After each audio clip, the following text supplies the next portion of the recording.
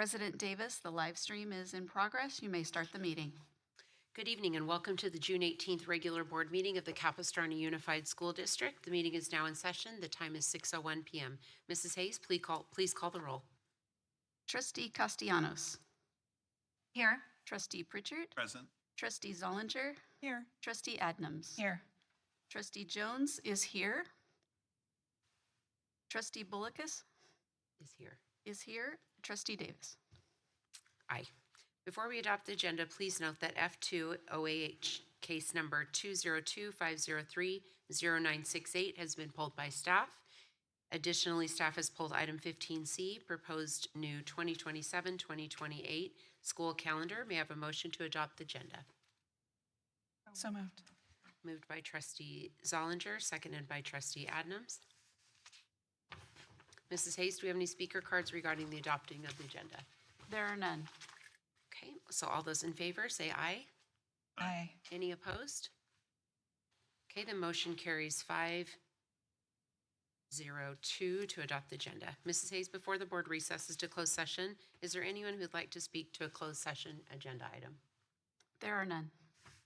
Okay, the board will now recess to closed session to address the following agenda items: student expulsion, 1 case; student readmissions, 2 cases; conference with labor negotiators, CUEA, CSEA, Teamsters, and KUMA; liability claim, 2 cases; conference with legal counsel, anticipated litigation, 2 cases; conference with legal counsel, existing litigation, 2 cases; public employment, public employee, employment, appointment; Director 2, special education, early childhood programs and services. The board will now recess to closed session.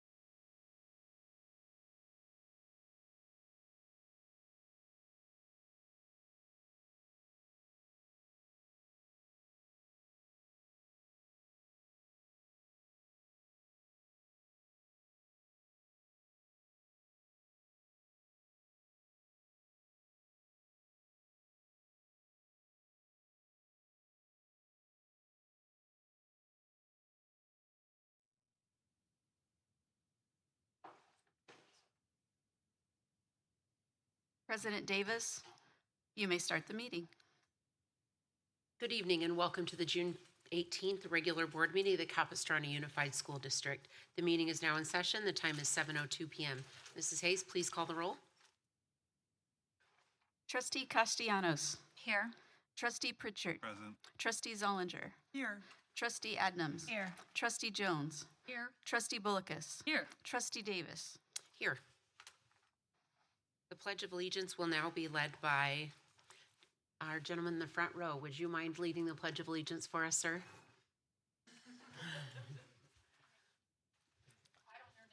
Would you please lead us in the Pledge of Christopher? Allegiance tonight, Christopher? Just come right up to the podium and get us started. Thank you very much.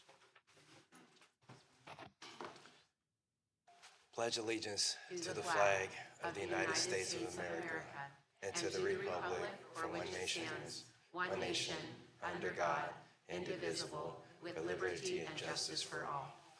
Thank you very much.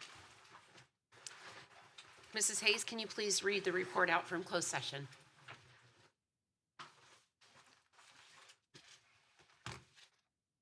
On agenda item 3A, student expulsions, trustees voted 7-0 to approve staff recommendation on the following case.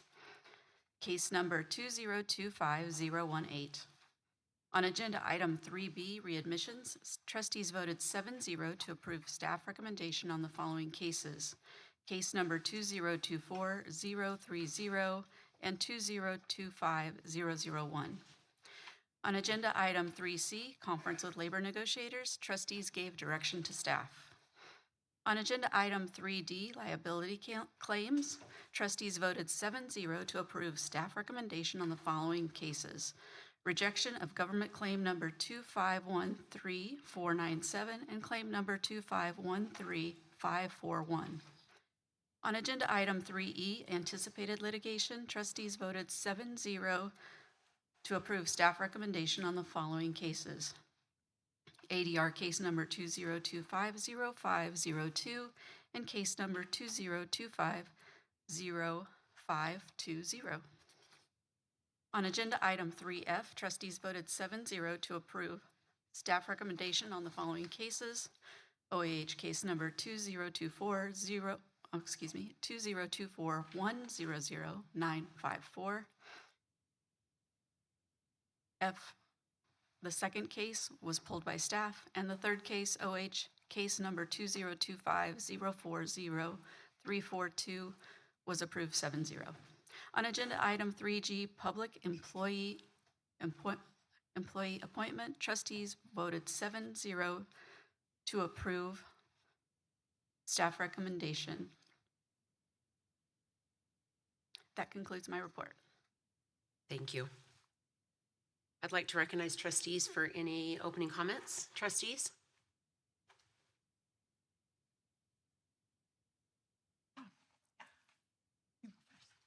Trustee Adams? I didn't know that we were there already. Okay. I just want to start my comments off with a moment of silence, actually, to remember our two students, our precious students that we lost at Dana Hills High School this year, Rebecca Cespedes and Calvin Etter. So if we could just take a moment of silence.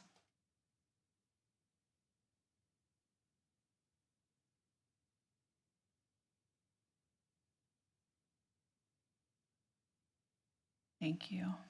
I want to just speak to those families and just communicate just deepest condolences. They have suffered an unimaginable loss, and I know that we all feel that loss, and it's not just a loss for them, but it's a loss for the whole district. And I just want to speak to them, if they're listening, that I'm so sorry for your loss, and just to know that you are not alone. Every single life, every single student at this district is invaluable and so important to me, to all of us. And I would just say for myself, if there's anything to those families, if there's anything that I can do to support you in this time, please don't hesitate to reach out. And I also wanted to just give a shout out and encouragement to Principal Brittany Casey, Dana Hills High School principal, who navigated that situation and those tragedies. And your first year as a principal is hard enough, but to face the hardest things ever, that's a lot. So I just shout out to Brittany for her leadership. Thank you, Brittany, for your leadership in that. And one of the things that I love about Dana Hills is, I visited there several times this year, and it really is a family over there. And Brittany really cultivates that. The students, even at graduation, she just had tears streaming down her face as she's hugging and, congratulating every single senior. And that means a lot. And I know that's what it's like for all of our principals, right? We all attended those graduations, and I'm sure you all feel the same. But I just want to give her a shout out.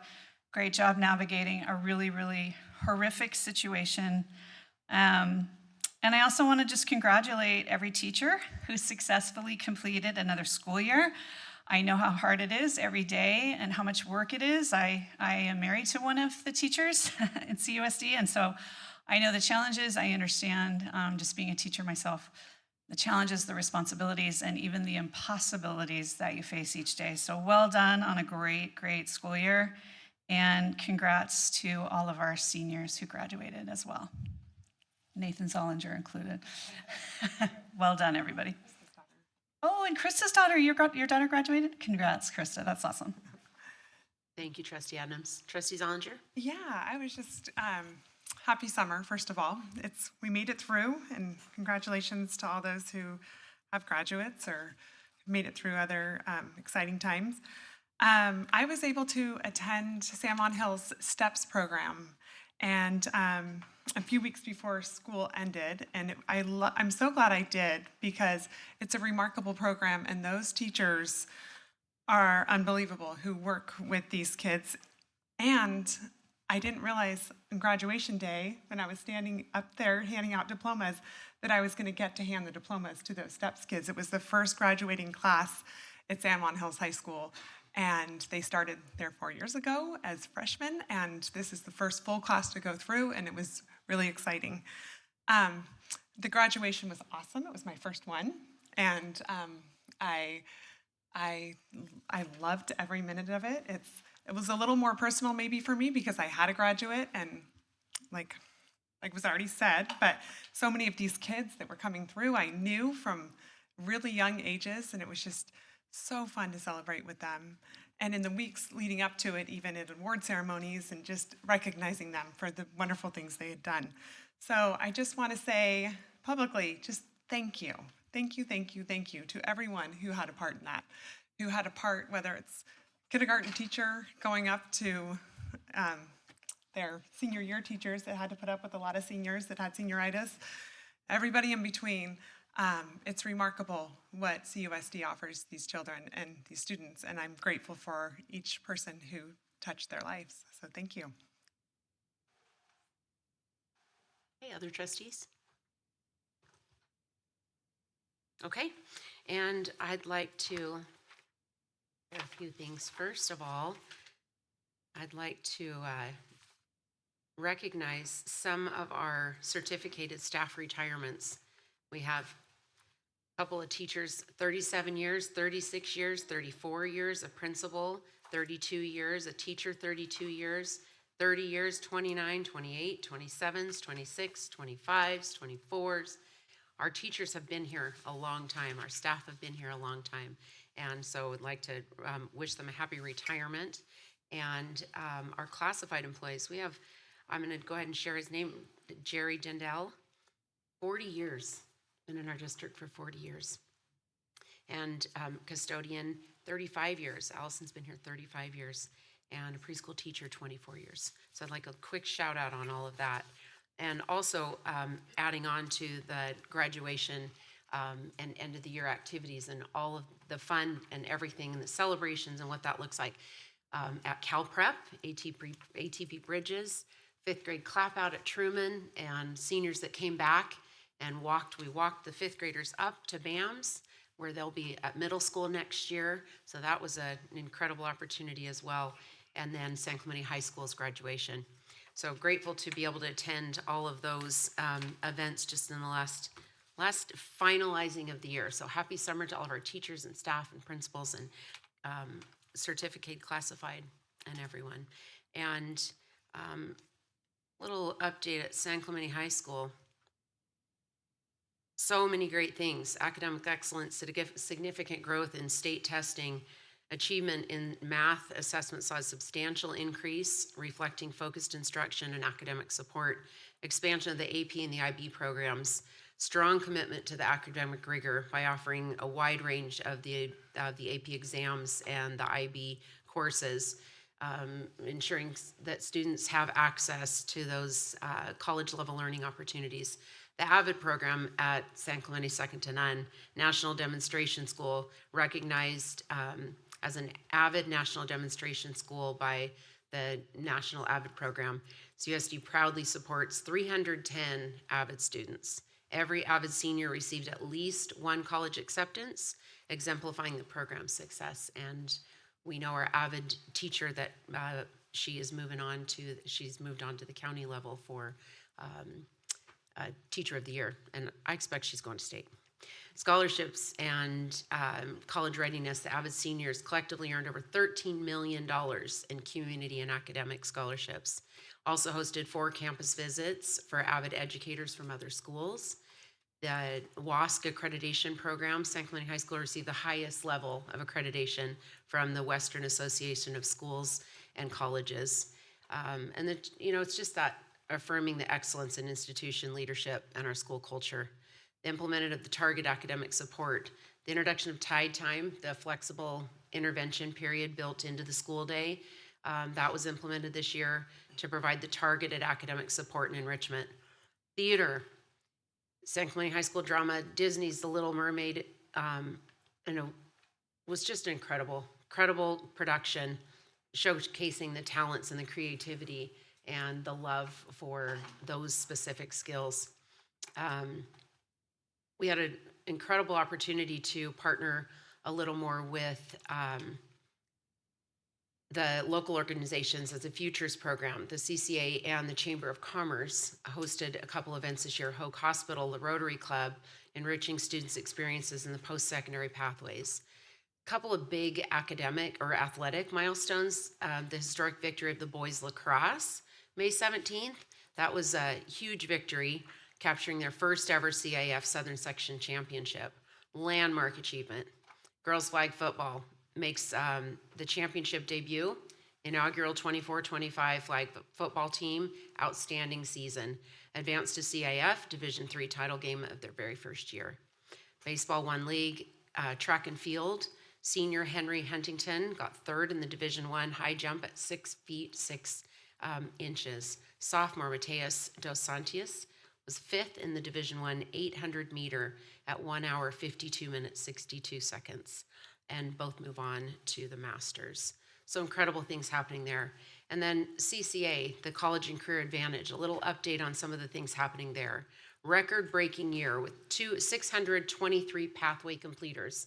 Pathway completers meaning you cover 2 classes, that you have a pretty basic, solid, basic understanding of those skills. For CUSD, there were 80 from Laguna Beach, because we partner with Laguna Beach for our CCA program, and they had 80 from their small district. So that one, it was an increase of over 9% over this last year. The Carpenters Union came out to celebrate our BITA students at San Juan Hills High School the last week of school for earning their skills certificates. We also learned in MYA that we have been approved as a carpenter's pre-apprenticeship. So that's awesome. This coupled with CCA being awarded $640,000 grant to build a pre-apprenticeship at Union and San Juan Hills High School. We sent 5 CUSD students to Nashville this week to complete in the HOSA Future Health Professional International Leadership Conference.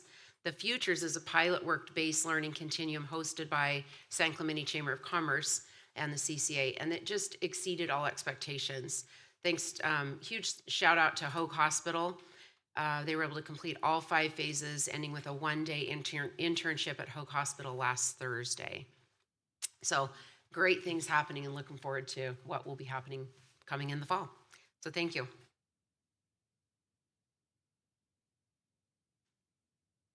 All right, and we're now moving on to oral communications. The total time for oral communication shall be 20 minutes. Ms. Hayes, do we have any speaker cards for oral communications?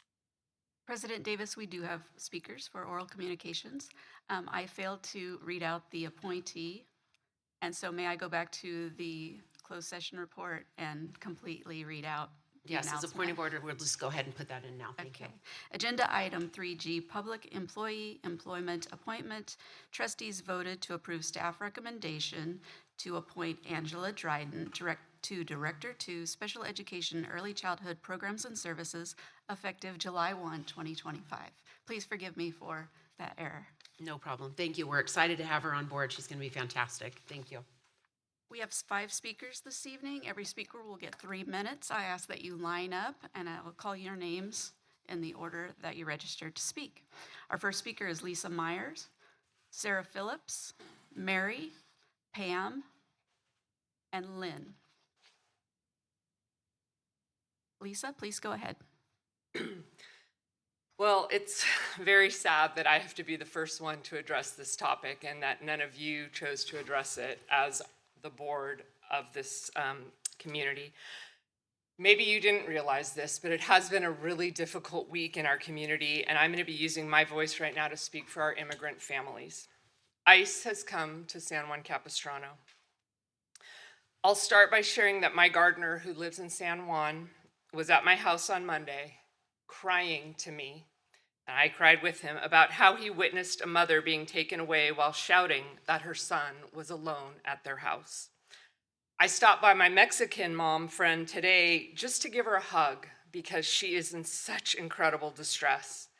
I want to remind the audience that in a nonpartisan race, this school board president proudly aligned herself with a president whose degrading language about immigrants was one of the mainstays of his campaign. Additionally, 2 other members of the school board allied with her as well. In a school district that is about 30% Hispanic and Latino, that 3 school board members could associate themselves with a man who frequently rages about how all immigrants are criminals is just beyond my comprehension. I cannot sleep at night worrying about the children who might live in mixed status households, locked in their homes right now, fearful of ICE patrolling down their streets, ready to take away their uncle, their grandparent, their neighbor. Imagine the trauma that they are feeling right now. And in case you wanted to go get a sense yourself, I've been in the San Juan community every day this week. Go stop in a shop, ask the shopkeeper what they're seeing. No families are shopping. They might be sending their teenager out. They are in great, dire fear. I want to know, have any of you reached out to the communities? Anybody in this room, has the school district reached out to the communities to see what they could do? Have you checked on the safety of the summer school programs? A school board's job, and the schools and the teachers, is to ensure that every student, no matter their background, feels valued, respected, and supported. I have heard these school board members say that they care about children, but from what I can see, they care about a very narrow band of white, religiously affiliated children. I hope that in this difficult time, you can show your community otherwise. Our next speaker is Sarah Phillips.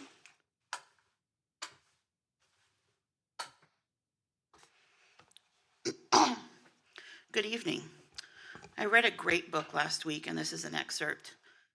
Liv couldn't understand how her white classmates had made it all the way to high school without learning the N-word's complex and ugly history. Did they not know how the slur was used to dehumanize enslaved people, or how it was deployed as a rhetorical weapon against Black civil rights activists as they marched for basic human rights? Did they not realize that rappers and other Black people who use the word today, usually with an A at the end rather than a hard R, do so in a spirit of protest, repurposing an oppressive slur as a term of brotherly endearment and an acknowledgement of a shared struggle? Did her classmates really not realize how it sounds when white people say it, or did they just not care? Judy, do you care? Please make a heartfelt apology from the dais for your use of the N-word. Thank you. Our next speaker is Mary. Good evening. First, I want to sincerely thank the board for voting to protect girls in sports, those of you who did that. Second, I think most people would agree that you can tell the value of something or someone by the fruit it produces. Over the years, Judy Bullicus has been a fearless fighter for students and teachers at Capital Unified School District. In a recent book discussion over the novel James, a slip of the lip produced the N-word. Another presenter that evening used it with absolutely no criticism and no blowback. That word is repeated in the book hundreds of times, and Judy's slip within a text reference has caused quite a fury. The opponents of Judy, who just want to have her lose her seat so they can bring in more progressives, are up in arms over the slip of the tongue. They're discounting her wonderful heritage that she has given and that tireless hours and full of sacrifice. When people want to blow something out of proportion, they're pretty desperate. I know the opposition is getting desperate because nobody is buying the progressive socialist lies. As a retired national board certified teacher, personally, I would not have approved that book if I was on the board, because honestly, there's so many better books out there. Please remember the difference between, okay, I got the wrong line there. Call me a book burner, but that is really just a political ploy. That's exactly why we have pornography in our libraries. So I think sometimes we try to appease people by accepting a book when we really don't like the book, and I think sometimes it's just better to stand up and take the criticism. Thank you. Our next speaker is Pam.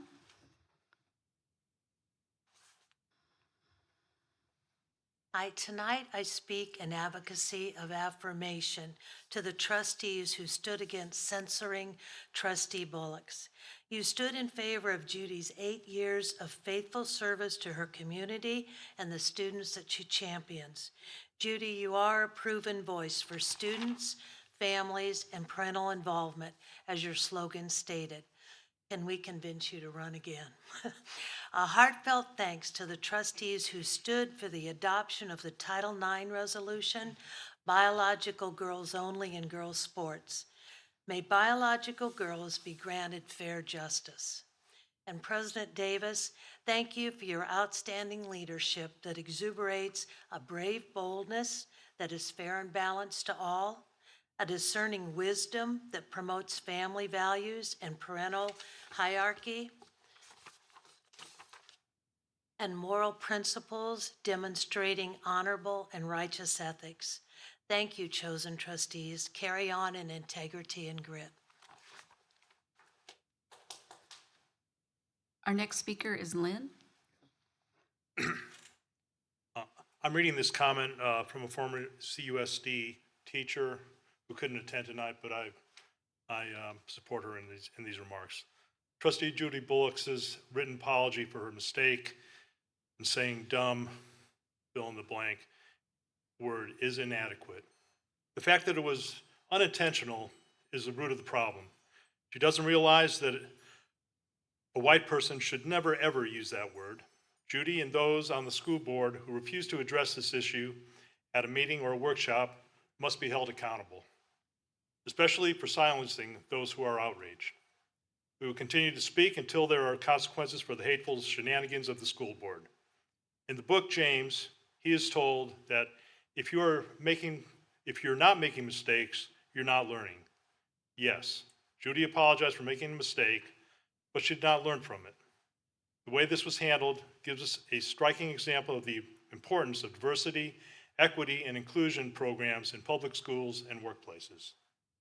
The goal of public education is to be a safe place where children learn how to be good citizens in a country that strives for liberty and justice for all. I hope you can take action to repair the damage the school board has done in making students feel unwelcome by attending the Pride event at Saddleback College on Saturday. I hope to see you there. Thank you. That concludes our speakers for oral communications. Thank you. Okay, we'll be moving on to 11A. At this time, I'd like to open the public hearing regarding the special education local plan area 2025-2026, local plan sections D and E, the annual service plan and annual budget plan. The time is now 7:27 p.m. Mrs. Hayes, do you have any speaker cards for the public hearing? There are none. Okay. And the public hearing is now closed and the time is 7:27 p.m. Moving on to 12A. May I have a motion to approve the 2025-26 local control and accountability plan and local indicators report? So moved. Moved by Trustee Adnam, seconded by Trustee Zollinger. I'd like to recognize Greg Merwin, Associate Superintendent, Student and Support Services, who will introduce the item. Thank you. Thank you, President Davis and trustees. Staff presents item 12A, Local Control and Accountability Plan and Local Indicators Report. Since the May 21st, 2025 board meeting, where we first provided the plan for public feedback and public comment and trustee feedback, the Orange County Department of Education completed a thorough review of our plan. This evening, we present the final version of the plan for your approval. Dr. Gomez is here this evening to help me with any questions, and staff recommends approval. Thank you. Okay, trustees, Ms. Hayes, do we have any speaker cards on this item? We have one speaker card. Thank you. Christopher Mesa, please come forward. You'll have 3 minutes. Thank you. Good evening, board members, superintendent, and members of the community. My name is Christopher Meza, and I serve as the Chair for Criminal Justice for the NAACP OC. Last June, based on the 2023-2024 California Healthy Kids Survey, this board acknowledged a serious need. Students of color, LGBTQ+ youth, and students with disabilities were reporting high levels of harassment. Suspension rates were disproportionately higher for English learners, foster youth, and homeless students. The board responded with a $380,000 plan to fund an executive director of cultural proficiency and support district-wide training to address these disparities. But here's what actually happened. The executive director position was eliminated, and only $17,000 of the $380,000 budget was spent, a 95% cut. The plan was not carried out. At the May 21st meeting, I pointed this out. Instead of restoring that funding, you proposed a new plan not to fix the failure, but to slash the budget further to just $25,000. Now tonight, you've made it worse. The budget is down again to now $20,000. And you're claiming this isn't deprioritization, but a systemic integration of cultural proficiency into all departments. Really? You eliminated the person responsible for system-wide implementation. So I ask, who is now leading this new systemic integration? What is their plan, and how do you intend to fulfill a $380,000 mission with just $20,000 when $17,000 produced no visible progress? Even the most recent proposal expected to be passed tonight, you meant to write, provide training and support in cultural proficiency, but instead you wrote, provide trading instead of training. It's a small mistake on paper, but a big reflection of how little attention and care this board is giving to cultural proficiency. How can we reasonably believe this is a serious systemic plan? What we have seen is harm. On March 12th, Ms. Balakis used the N-word from this dais. On April 23rd, she doubled down and referred to those harmed as those people who were summoned. Summoned by whom? The NAACP cannot be summoned. The multiracial community showed up because they were disrespected and harmed. And now this board is actively defunding the very work meant to prevent such harm, while some board members continue to argue that the N-word is acceptable if used intellectually or without intent to harm. Let me be absolutely clear, the use of the N-word by a public official is always harmful, period. And cutting cultural proficiency funding in response is not just negligent, it's an act of retaliation against the communities harmed. At a minimum, this board must censure Ms. Balakis, ban the use of racial slurs across the district, and restore full funding to cultural proficiency initiatives. $20,000 and a broken promise will not fix this. We Sir, received your a time is response to up. our letter. Thank you. Okay, trustee discussion? Any comments, sir? Okay, all those in favor, aye. Aye. Okay, any opposed? Motion passes 7-0. May I have a motion to approve the 2025-26 budget adoption? Moved by trustee Zollinger, seconded by trustee Bolekis. I'd like to recognize Clark Hampton, Deputy Superintendent, who will introduce the item. Thank you, President Davis. This item reflects the same budget that was presented to the board at the May meeting. When the governor of California signs the final budget for the state, expected by the end of June, the district staff will update our budget and present that to the board for consideration at our August meeting. Staff recommends approval. Thank you. Great, thank you. Ms. Hayes, do we have any speaker cards for this item? We do have one speaker. Aniki, please come forward. You have 3 minutes. Thank you. Good evening. My name is Annika Gambina. I just graduated the last of my 6 children from high school from Dana Hills, so congratulations to everyone who shares that accomplishment. It is an accomplishment for the parents as well as the students. As a business owner, I want to approach the N-word conversation from a slightly different angle, which is budgetary and fiscal. On average, California schools get about $18,020 a student, and CUSD is losing 234 students in the 2025-2026 school year, which back of napkin math equals about $4 million. And Capital USD is currently running at a deficit. My math says that we can't afford to lose any more students. Do I think all of this loss can be attributed to a diverse population feeling unseen or even alienated by this board? I don't know, but what I do know is that communities that perceive a lack of commitment to diversity may withdraw support from their school board and schools, leading to a decreased enrollment and consequently reduced funding. Families with children or new couples who want children in the future may shy away from moving into a district where they do not feel seen or respected. If the school board cannot commit to becoming literate in regards to diversity of every kind, racial, religious, and gender, to adequately serve the students in the district, it will further alienate families already residing in our district, and as well alienate families looking to potentially move into our community. Less diverse school districts can lead to negative impacts on students' academic and social emotional development, including reduced academic achievement, limited exposure to diverse perspectives in a world that is only becoming increasingly diverse, and potential increases in social inequity harm mental health.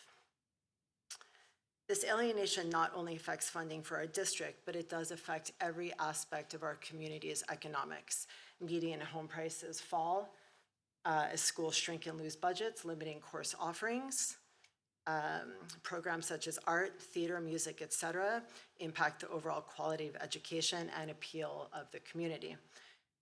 Existing families who move out and new families who pass us over mean fewer dollars spent at our local businesses, less skilled workforce moving into our communities, etc. As we've established, Trustee Balakis used a racial slur and suffered 0 repercussions. How are children expected to succeed in a district whose leadership is deaf to the diversity of their community and students and losing money as a result of it? There was a student here who said that he quoted the Bible and said, let he who is without sin cast the first stone. For forgiveness, I'm a Christian. For forgiveness, the first step is to acknowledge your sins and seek repentance, and I urge you to do so. Thank you. Okay, trustees, discussion, comments? Okay, all those in favor? Aye. Okay, any opposed? Okay, the motion carries 7-0. Moving on to 13C, we have a motion to approve the 25-26 Special Education Local Plan Area, Section D Annual Budget Plan, and Section E Annual Service Plan. Motion? Okay, Second. Moved by Trustee Bullock, seconded by Trustee Adams. I'd like to recognize Greg Merwin, Associate Superintendent, Student and Support Services, who will introduce the item. Thank you. Thank you, President Davis and trustees. Staff presents item 13C, Special Education Local Plan Area, Local Plan Section D, Annual Budget Plan, and Section E, Annual Service Plan. This is an annual item where staff develops a plan to provide programs and services for our students with individualized educational plans, or IEPs. Staff recommends approval. Ms. Hayes, do we have any speaker cards on this item? There are no speaker cards. Okay, no speaker cards. Trustees, discussion, comments? Okay, all those in favor? Aye. Any opposed? Motion passes 7-0. Moving on to 12D, may I have a motion to approve the Arts and Music in Schools Funding Annual Report? Moved by Trustee Jones, seconded by Trustee Bullicus. I'd like to recognize Greg Merwin. Thank you, President Davis and trustees. Staff presents item 13D, Arts and Music in Schools Funding Annual Report. Dr. Gomez will provide a brief presentation that will review the requirements of the funding, our current use of the funds to expand our program in the arts and music, and our plans for future expansion next school year. So Dr. Gomez will take it away from here. Go ahead. Good evening, trustees. Thank you for this opportunity to share about Prop 28. Prop 28 was passed by the voters in November of 2022 overwhelmingly, and it provided an ongoing revenue source for VAPA programs across the state beginning in the 23-24 school year. The proposition is funded constitutionally, thankfully, but basically when Prop 98 is allocated, 1% of that Prop 98 funds is set aside and then divvied up with a formula. It is dispersed at and calculated at the school site level. So 70% of what a school receives is based on their enrollment number, and then 30% is based on their enrollment for unduplicated students. So English learners, low-income students, excuse me, not English learners, just low-income students for that. So there is always a mix of that. So 2 schools could have 100 kids. Based on just their demographics, they're going to get different fundings, but guaranteed 70% based off of enrollment and 30% based off low-income status. Oh, wrong way, sorry. The requirement that we're under as a district, so any district that has more than 500 students is required to spend 80% on staffing, and that can be certificated as well as classified staff, so 80% must be funded. In fact, the way the statute is written, as it was approved by the voters, says 80% shall. So that is our biggest requirement that we have under the Arts and Music in School initiative, is that 80% shall be spent on staffing. The remaining 20% can be spent on materials, supplies, resources, consultants, additional services that are deemed appropriate for that. And the requirement also specifies that the principals shall create an expenditure plan for how it's spent, in making sure that we spend it correctly at the school site level, that 80% and 20% for supplies. And no more than 1% can be spent on administrative salaries or support services. Our elementary program has grown indeed, and so beginning in 23-24, we started with adding a 3rd trimester of block music for our students at the primary levels. That continued into this school year, 24-25, as well as adding a art program with 7 itinerant art teachers that go across all of our schools, from our preschool classes all the way through 5th grade. And so that was a great launch this year, great success for our VAPA programs at the elementary level. When we look at our secondary programs, we're really adding in additional sections. So as principals are developing master schedules, looking at needs, growing programs, and those kinds of things, they were adding additional sections. I could highlight just a couple for you. At Tesoro High School, they started a brand new jazz choir in the mornings as a 0-period class. And so schools have gotten very creative. I want to also acknowledge at Marco Forster Middle School, they added in mariachi program, but it was doing a summer program, and they added an after-school program for that, all completely appropriate with this idea of expanding visual performing arts programs across the district. And so different schools have done that. One of the amazing things that we were able to do working with our partners with CSEA is create a new job classification of music assistants and art program assistants so that they can help that. And in fact, a lot of our secondary schools have added additional staffing for those classified positions, doing extra support in choir and drama and theater and art programs. It truly has been one of the ways that we are helping to expand VAPA programs, as well as meet that 80% requirement for staffing. Our classified partners have been amazing with that work.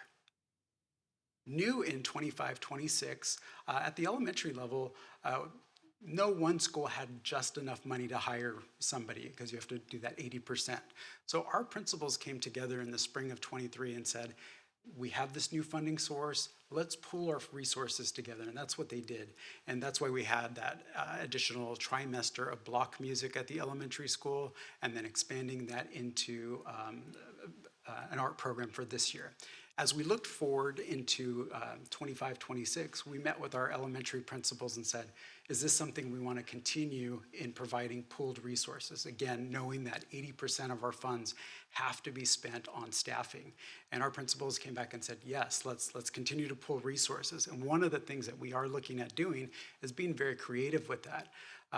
In expanding a new dance and movement program. So based on our PE standards, using the dance and movement standards, having our PE teachers come in and do a full year program with our elementary students to meet those requirements of expanding a program, that's happening next year because of those commitments. And it's a really out-of-the-box thinking for our district to do something like that. And I know as we shared with other districts, they were amazed at, oh, that really truly is out-of-the-box thinking about how we can take some of those resources and expend them in new and creative ways.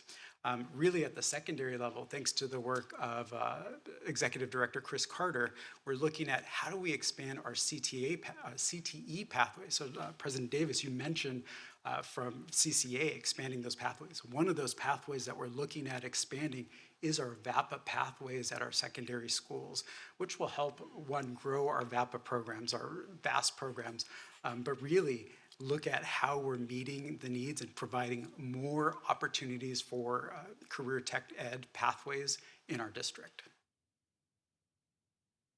When we just look at just the metrics, which is what this report is all about, we've added 21.92 FTEs, full-time equivalent certificated teachers. You can see we've added 18.94 on the classified side.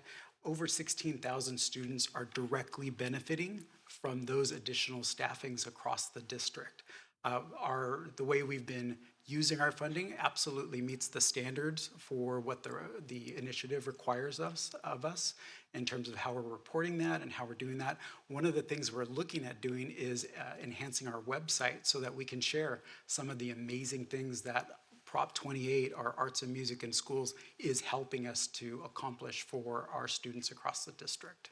And so we're looking forward to making sure we record that just so that the community knows this is what we were able to do with this, thinking outside of the box and really expanding our programs. And then if you had any questions. Thank you for your presentation. Certainly with budget restraints, it gets harder and harder as there is more interest in all kinds of things.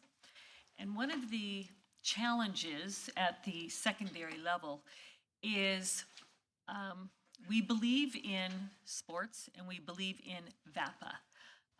VAPA being not just performing arts, but in terms of drawing, dance, music, instrumental, vocal, and they're all competing with other electives. And we all talk about STEAM, and wanting to offer things for the students in terms of the sciences. What I find a lot in the high schools is the teachers wanting to see more classes, for example, of drama in middle school, to have that on-ramp for progression, when they get to high school. And yet, I would like you to explain a little bit about this dance PE in elementary. It's satisfying our criteria. Is it more PE? I mean, dance is exercise, which is physical education. Yet maybe it's dance, because we also have dance in our high schools. Yeah. So the thing is that we also want in elementary, we have a lot of elementary schools that go out to third parties or PTAs that help to bring plays at an elementary school and a middle school level, which kind of subsidizes what we're not able to offer, in the classroom schedule, in the number of sections. So how do you see this dance PE funding be better spent there than in other areas? How are you trying to juggle this? Where is the information coming from?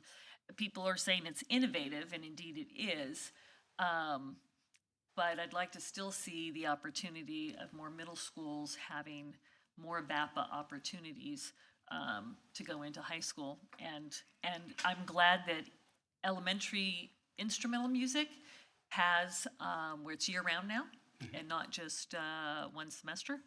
So can you talk to me about the future beyond this next year in terms of what you foresee? I think we're always going to need to make sure we're checking back in with our principals to see that need. I think there are parent groups, as we've done feedback, Dr. Merwin and I did feedback for our LCAP process. really talked about, like, let's think even more outside of the box. We still want to prioritize drama. We still want to do some of those elements, especially as we know that they feed from an elementary program to a middle school program to a high school program. And I think really all of our staff district-wide would say we want those feeder patterns because that feeds our big programs at the high school, but hands down. Given our budgetary limitations, we kind of take it a chunk at a time, a year to 2 years at a time. So as we looked at planning kind of the next 2 years, we have prioritized continuing that music, block music for our primary students, so they have 3 trimesters of music, the art program, and then this new dance and movement program, which helps actually meet our PE instructional minutes at the elementary level. But really, we're looking at just that 2 years. But beyond that, then we really need to say, when do we make that shift from art to drama to all of those other aspects of that? I think that's a very valid conversation and planning that we need to do on a staff side for that. As I've met with our middle school principals, as they're looking at how do we spend this, they're very cognizant about how do I get an extra choir section, or choir might disappear because I don't have enough, and just those kinds of things, and knowing that they're feeding into those programs at the high school. And I think that Mr. Masseston actually did an amazing job at Capistrano Valley High School, because he saw the growth of that mariachi program at Marco Forster, and a good chunk of Marco goes to Capo. And he's like, I want a mariachi teacher to continue that process. The staffing, though, is definitely a challenge in terms of recruiting the right person with that experience, with those credentials and those kinds of things. So it didn't pan out like he really wanted to, but it's really having that K-12 kind of perspective on how we prioritize those things, knowing that from elementary it builds to middle, and middle builds to high school. So I hope that addressed that, but I'm happy to clarify it if needed. Thank you. Let's pause there for a quick minute. Ms. Hayes, do we have any speaker cards for this item? Okay, thank you. Continue. I'm going to ask the uncomfortable question.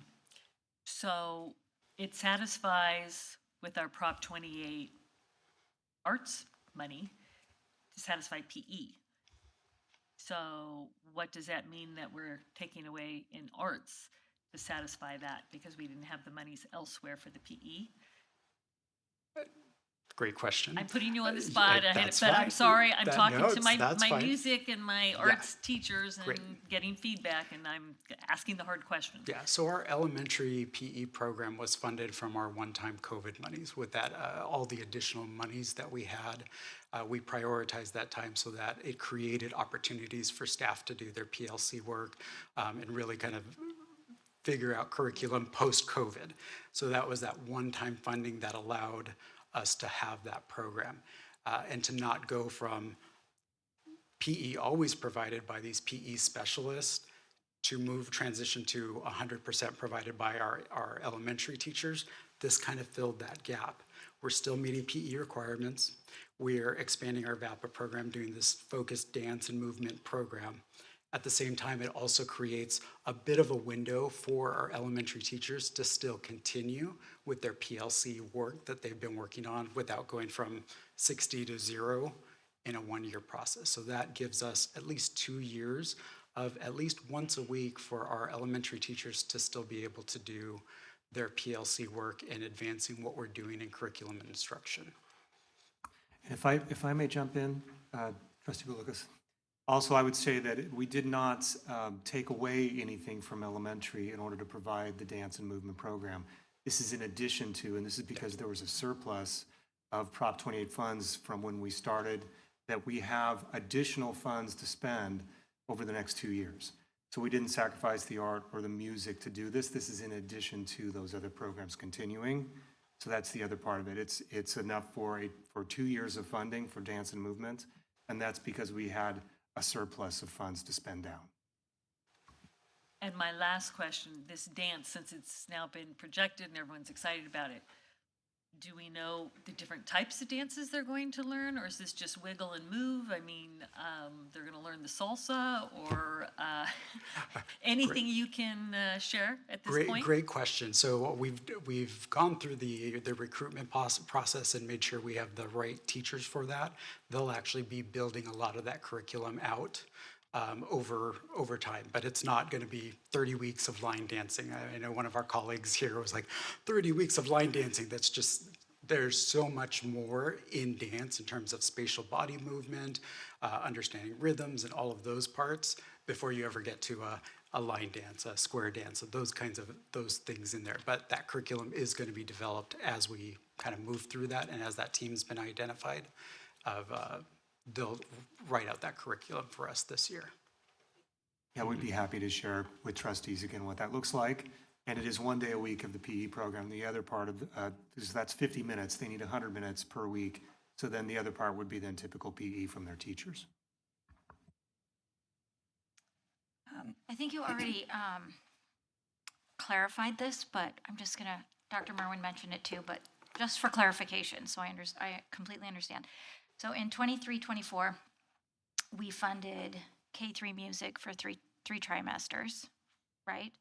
For the third trimester. The third trimester, so For- 2 for is already music. funded. And we did the third. Correct. And then we also had visual arts for pre-K through 5, correct? Correct. And then in 25-26, now we've added on to that our dance program, correct? That is correct. So my understanding is they're getting all of these pieces for the 25-26 year, right? It's in addition to, That's not correct. that we did this in 23-24 and now we're changing for 25-26, correct? It's in addition. And so my question is, does this get revisited every year? Because this is funding, you said we had Dr. Merwin's surplus funding all the way back from 23-24, and so that's why we're able to do all of these programs together. Is there a point where principals will then come together and make different decisions based on their site needs? And at what time does that occur?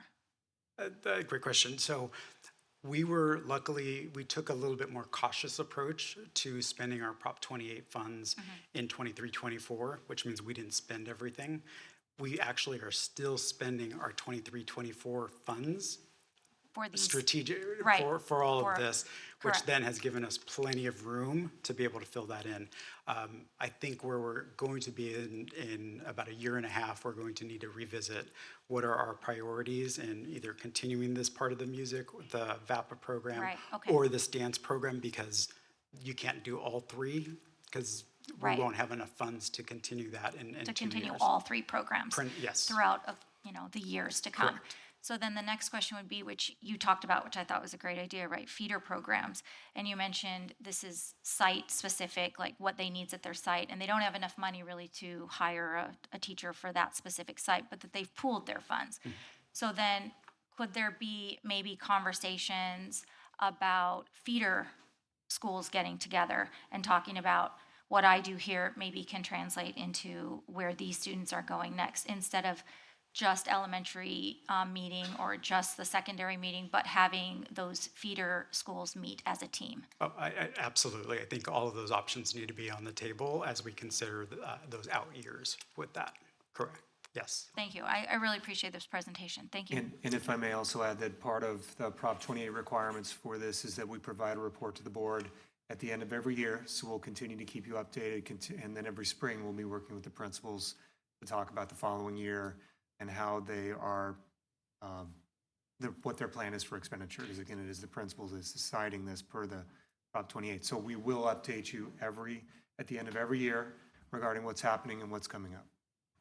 Is there communication out to the families at the sites on how those Prop 28 monies are being spent at those sites? So principals are communicating out what's really specifically happening in their areas? That is absolutely what we want to happen. Yeah, We'll continue to work with our principals to make Okay. sure that happens. We also have a website Okay. that we will continue to add more to, so that there's more details there as far as the different expansion of programs that we're offering. Okay. Thank you. And I can attest that we are definitely doing that in my area, because I got a lot of calls and a very darling letter from a 2nd grade student about PE going away and what that looks like. So I know that the information is going out specifically, and as the children understand it, maybe a bit different, but for sure information's going out. I just wanted to add that I love that we're doing a dance/movement period for TK5? Yes. Okay, yeah. And this is for you, Judy. I read an amazing book years ago called Smart Moves, and it's all about how movement and physical activity are crucial for optimal learning at all ages. And this book provides scientific evidence and practical strategies for incorporating movement into education. And they actually find that students that have, whether it's had a traumatic brain injury or any kind of learning disabilities, a lot of times the therapy will be different kinds of movement. When you move your body, it actually stimulates neurons and neurotransmitters and all the, it can stimulate healing in the brain. So it's actually very fascinating, and I love that we're incorporating movement, and I would love to see, what the curriculum is going to be or what the activities are going to be, whether it's just dance or if, maybe the teachers can investigate some of those scientifically proven movement activities that stimulate the brain would be amazing. Yeah. I can send you the book, Judy. Trustee Jones? So you said in the beginning that 1%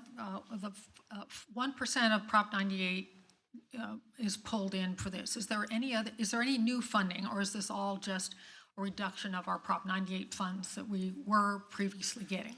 Well, luckily, it's not a reduction of Prop 98. So they calculate Okay. Prop 98 and say, what's 1% of that? And that's what we get. Okay. So okay. it did not reduce our funding. Okay. It's okay. I understand. above that Prop 98 number. Okay. But once they calculate it at the state level, then they say, whatever that number is, 1%, and then they start divvying it Okay, I up see. amongst our students No, statewide. I get it. Yeah. Okay, and I hate to break this to teachers, but kids to come to school for electives and to see their friends, they don't really come for math and science.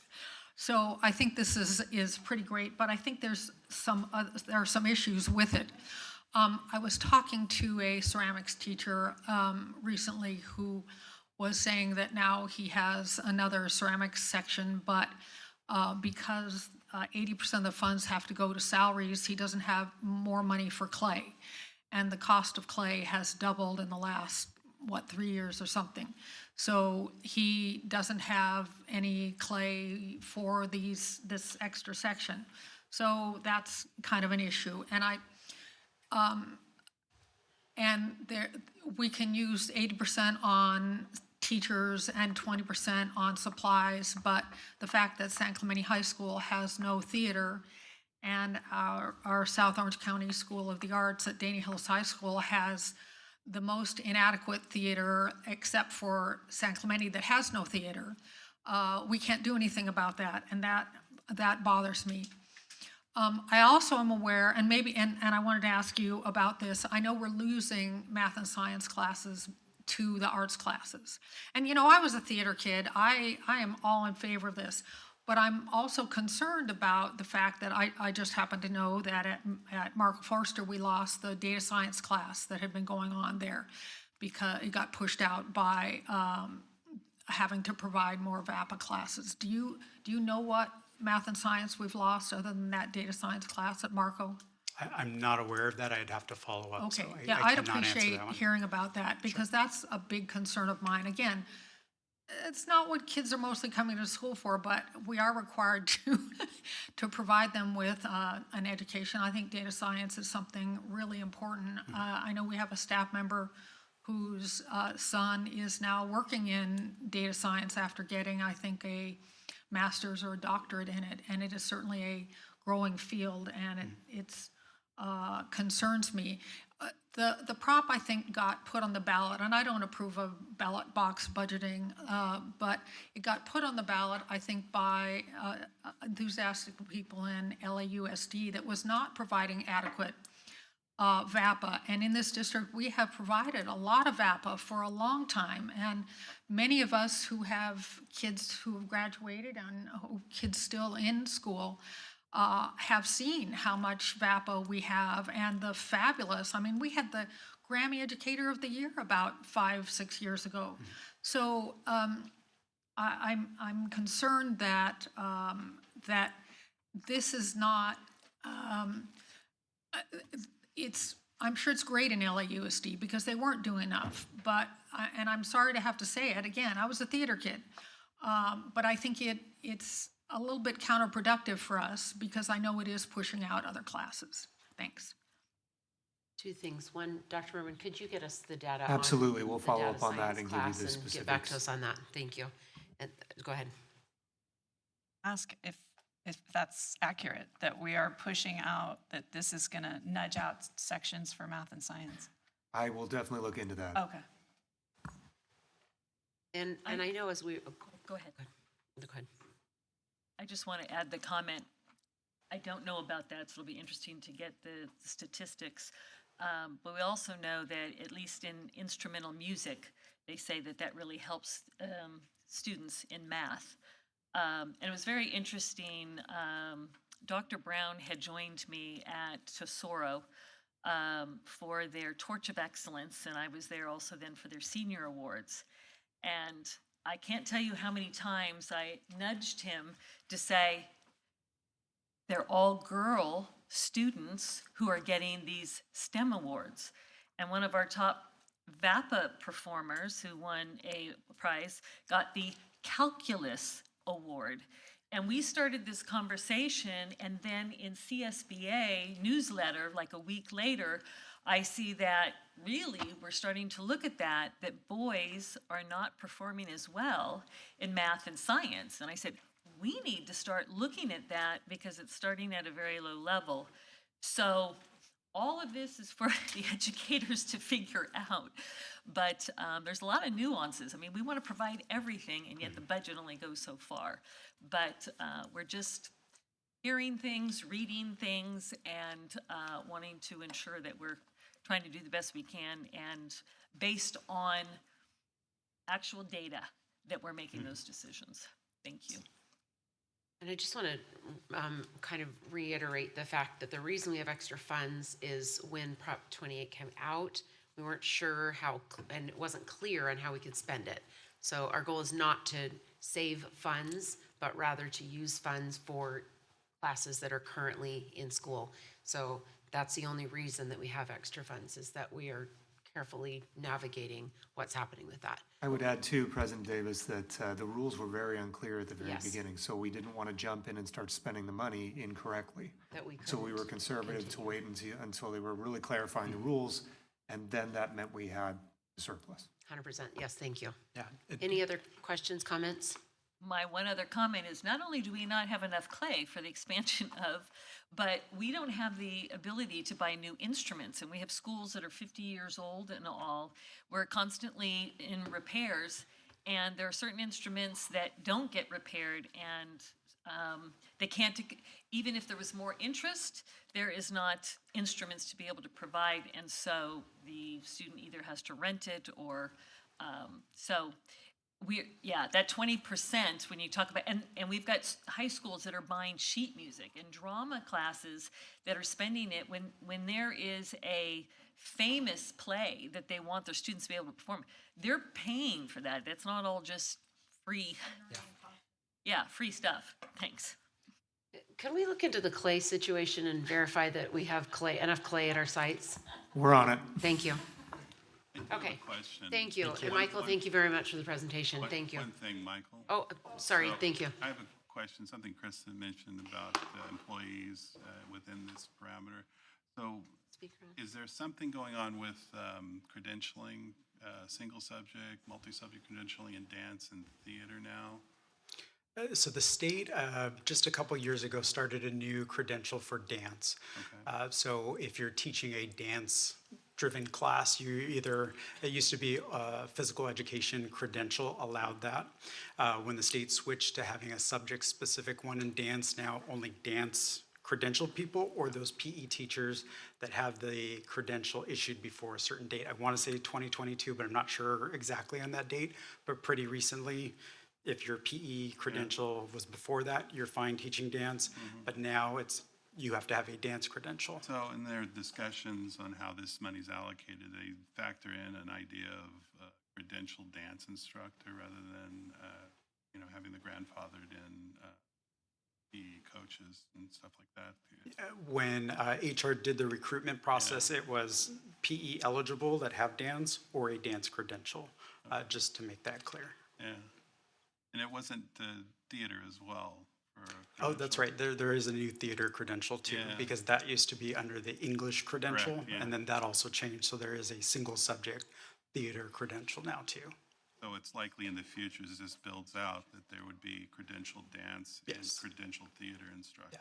I represent us on UCI's Teacher Credential Advisory Board, and one of the things that we talk about amongst all the districts and UCI and everything is really the expansion for teachers and just workforce-wise is always going to be special ed, but a big growing piece is all of these different VAPA components, whether it's music or dance or theater, and all of those is going to be a growing demand, especially as there's an ongoing revenue source for these programs that is now dedicated, that it will take the voters of California taking that out, so it's not something that's going to disappear in 2 or 3 years. So that ongoing piece really will have us have a lifetime of VAPA programs as long as that funding is there.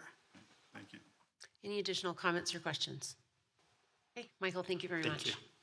All those in favor? Any opposed? Motion carries 7-0. Moving on to 12E, may I have a motion to adopt the tentative agreement with California School Employees Association, Capo Chapter 224 for July 1, 2024 through June 30th, 2027. I'll move the item. Second. Moved by Trustee Jones, seconded by Trustee Adnams. I'd like to recognize Bob Presby, Associate Superintendent, Human Resources, who will introduce the item. Thank you, President Davis and trustees. Staff presents item 12E, the tentative agreement with CSEA Chapter 224 and the district. This is a 3-year agreement starting in the 24-25 school year and ending in 26-27 with reopener languages for years 2 and 3. Staff recommends approval. Thank you. Ms. Hayes, do we have any speaker cards for this item? There are none. There are none. Trustee discussion? Comments? Okay, all those in favor say aye. Aye. Any opposed? Motion carries 7-0. And 12F, may I have a motion to adopt the district's reopener contract proposal to California School Employees Association, Capistrano, Chapter 224 for negotiation for the 25-26 fiscal year. So moved. Moved by Trustee Jones, seconded by Trustee Bolikas. I'd like to recognize Bob Presby. Thank you, President Davis and trustees. Staff presents item 12F, the initial proposal to CSEA Chapter 224 from the district for the 25-26 reopener contract negotiations. The initial proposals must be presented to the board and adopted by the board prior to the negotiation teams coming to a tentative agreement. Staff recommends approval. Thank you. And do we have any speaker cards for this item? There are none. There are none. Thank you. Trustees, discussion, comments? Okay, all those in favor? Any opposed? Motion carries 7-0. And on 12G, may I have a motion to adopt resolution number 2425-31, approving pre-qualification documents for San Clemente High School new gymnasium public works construction project. Second. Moved by Trustee Adnams, seconded by Trustee Bolkus. And I'd like to recognize Clark Hampton, Deputy Superintendent, who will introduce the item. Thank you, President Davis. So this item is the same as the item that we had for the trustees for pre-qualifications for the Rienda School. So this is to ensure that bidders who bid on the project are able to perform to completion the job. Thank you. Staff recommends approval. Thank you. Mrs. Hayes, do we have any speaker cards for this item? There are none. Okay. Trustee discussion? Okay. And Mrs. Hayes, please call the roll. This is a roll call. Trustee Castellanos. Aye. Trustee Pritchard. Aye. Trustee Zollinger. Aye. Trustee Adnams. Aye. Trustee Jones. Aye. Trustee Bullicus. Aye. Trustee Davis. Aye. Motion carries 7-0. Let's build a new gym. Moving on to 12H. May I have a motion to approve amendment number 2 to the amended contract for employment of superintendent? Moved by Trustee Bullicus, seconded by Trustee Zollinger. And I'll present this item. Pursuant to Government Code Section 54953, Subdivision C3, The board provides this oral summary of the salary and/or fringe benefit increase as set forth in the proposed amendment number 2 to the contract for employment of superintendent between the Capistrano Unified School District and Dr. Christopher Brown. The summary is as follows. The term of the employment contract between the district and the superintendent is extended through June 30th, 2029, adding a 1-year extension to the contract. I recommend the board approve amendment number 2 to the employment agreement between the Board of Trustees and Dr. Chris Brown. Mrs. Hayes, do we have any speaker cards for this item? There are none. There are none. Okay. Discussion. All those in favor? Aye. Any opposed? Okay. Motion carries 7-0. Moving on to 12I, may I have a motion to approve amendment number 9 to the amended contract for employment agreement with Clark Hampton, Deputy Superintendent, Business and Support Services. So moved.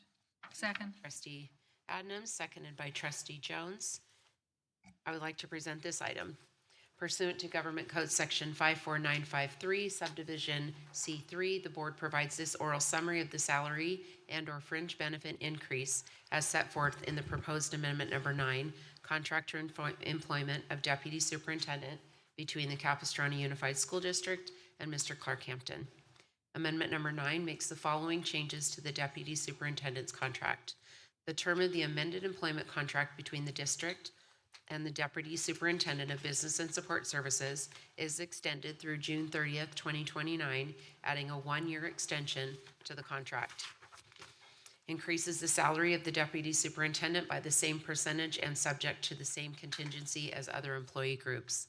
The salary for 25-26 shall be $328,658 beginning July 1st, 2025. Keeps all other provisions of his contract and subsequent amendments in effect.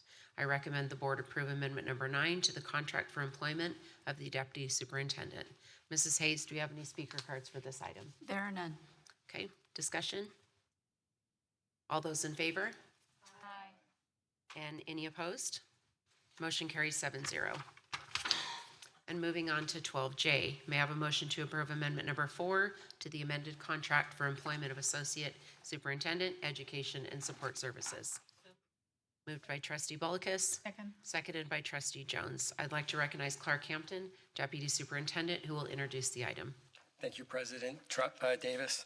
So pursuant to Government Code Section 54953, Subdivision C3, the board provides this oral summary of the salary and/or fringe benefit increase as set forth in the proposed contract for employment of Associate Superintendent, Education and Support Services between Capistrano Unified School District and Dr. Greg Merwin.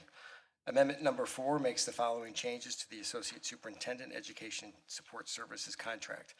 The term of the amended employment contract between the district and Associate Superintendent, Education Support Services is extended through June 30, 2029, adding a 1-year extension to the contract. Increases the salary of the Associate Superintendent by the same percentage and subject to the same contingency as other employee groups. The salary for 2025-26 shall be $275,576, beginning July 1, 2025. Effective July 1, 2025, the Associate Superintendent, Education and Support Services is entitled to the doctoral stipend amount of $2,482. Keeps all other provisions of his contract and subsequent amendments in effect. I recommend the board approve amendment number 4 to the contract for employment of the Associate Superintendent, Education and Support Services. Thank you. Mrs. Hayes, do we have any speaker cards for this item? There are none. Okay, discussion? All those in favor? Aye. Any opposed? Motion carries 7-0. Moving on to 12K, may I have a motion to approve amendment number 3 to the amended contract for employment of Associate Superintendent, Human Resource Services?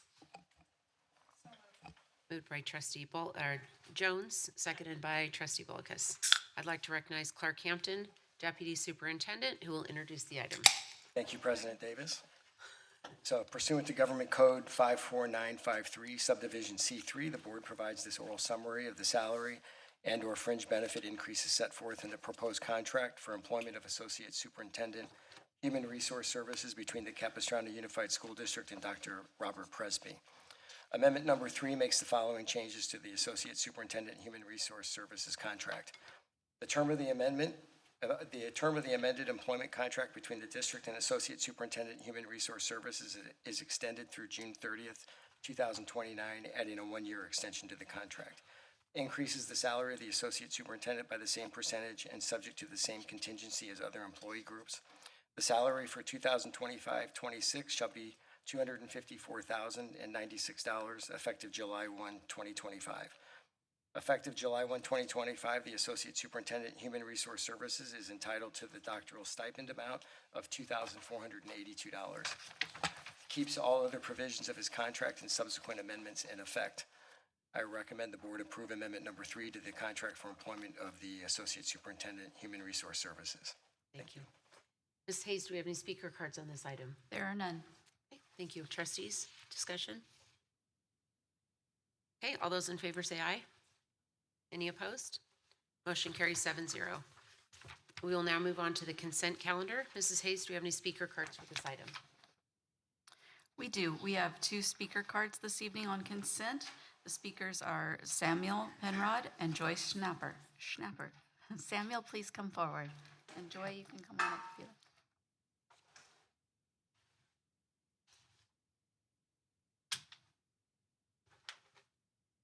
Good evening.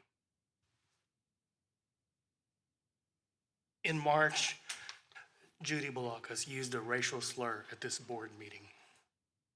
There was no censure, no accountability, and the majority on this board just stood by. How does that meet ESSA goals?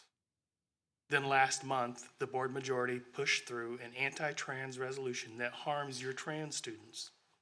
You refused to consult experts. You ignored every reasonable request to discuss this in a workshop.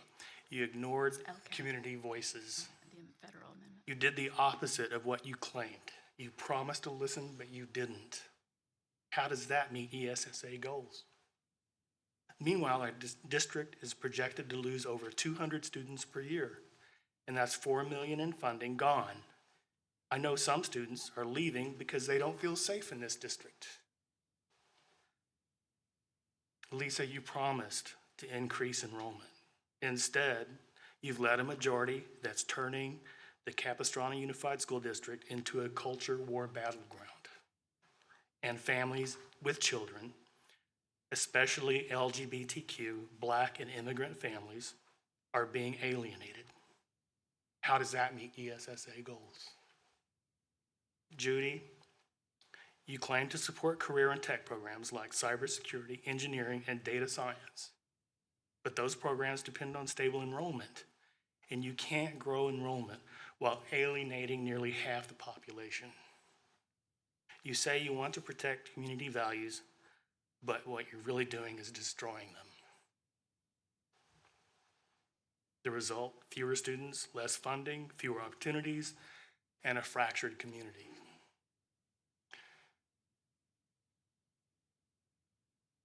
I don't know what else to say. Thank you. Our next speaker is Joy.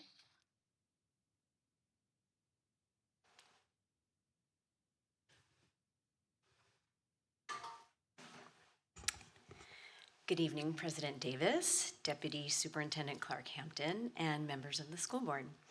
On behalf of the CUEA bargaining team and the 2,000 members of CUEA, I want to extend a sincere and heartfelt thank you for approving our contract. Your support reflects not only a belief in our work, but a shared commitment to the students, families, and future of CUSD. I especially want to recognize Associate Superintendent Bob Presby and CUEA Bargaining Chair Greg Young for their leadership and guidance throughout this process. Their thoughtful consideration and collaboration have been instrumental in reaching this positive outcome, and for, in the first time in a long time, accomplishing this task before the start of the upcoming school year. We're excited to move forward together, and we remain committed to delivering meaningful results that support the collective vision we have for our amazing district and every student we serve. Thank you again for your trust and support. Thank you. Do any trustees have consent items they'd like to pull? Okay, we have a motion to approve the consent calendar. Moved by Trustee Zollinger. Seconded by Trustee Adams. All those in favor say aye. Any opposed?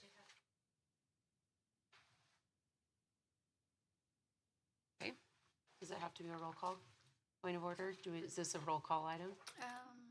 Let me check. Let's Yes, just there- go ahead and do there- a roll call just Yes, for. it does need for- to be a roll call. I apologize. There is a resolution on consent. Fantastic, thank you. Trustee Castellanos. Aye.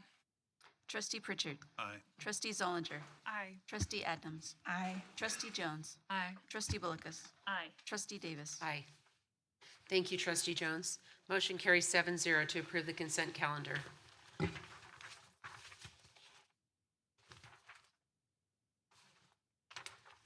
And ladies and gentlemen, that is another conclusion of our meeting. We have a motion to move adjournment. Moved by Trustee Bullicus. Second. Seconded by Trustee Jones. Thank you. The meeting is now closed and it is All 8:24 those in PM. favor? Oh, this is, All those in favor? all those in favor? Any opposed? Want to hang out a little longer? Okay, motion passes 7-0. Thank you. The time is now